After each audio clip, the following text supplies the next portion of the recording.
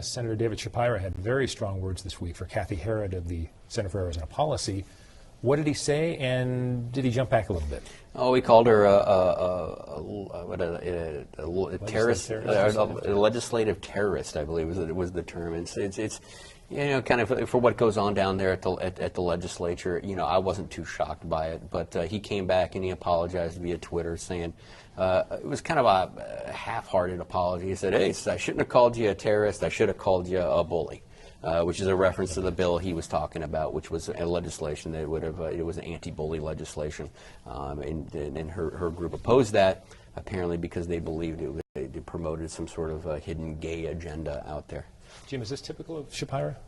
To be a bomb thrower? Yeah. I mean, he certainly has been a bomb thrower. I know a lot of Republicans have never been fond of him because he would have no problem standing up on the floor and haranguing them and taking shots at them. It's interesting.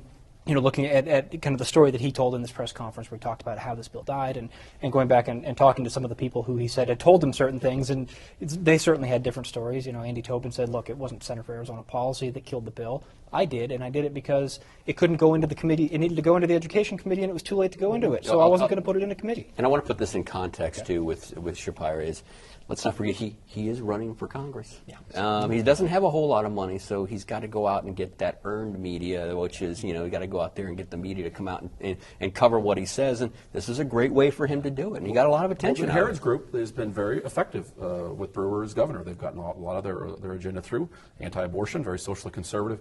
It's the tough thing about politics now. Everybody jumps on Rush Limbaugh, Bill Maher for saying these things, but people only seem to jump on the other side. They don't condemn their own side when they say these type of things, and it applies to both parties and both camps equally. So it would be nice to see when a Republican says this stuff for other Republicans to come out and say this, and for a Democrat to say this, have other Democrats come out and said it's really not the correct word to call somebody a terrorist. Does it impact Shapiro's congressional run at all? It might help him a little bit, like Dennis said, but I think in the long term, I think it hurts him. I don't think that's the rhetoric that people want. He's going with he's running in the primary right now against two other really well funded and talented Democrats too.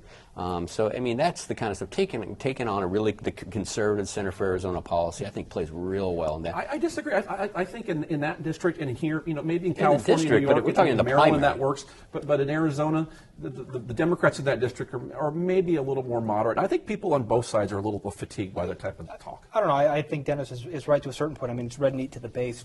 It's similar to the Republicans. I mean, look at 2 years ago. Every Republican in the state ran against Obama.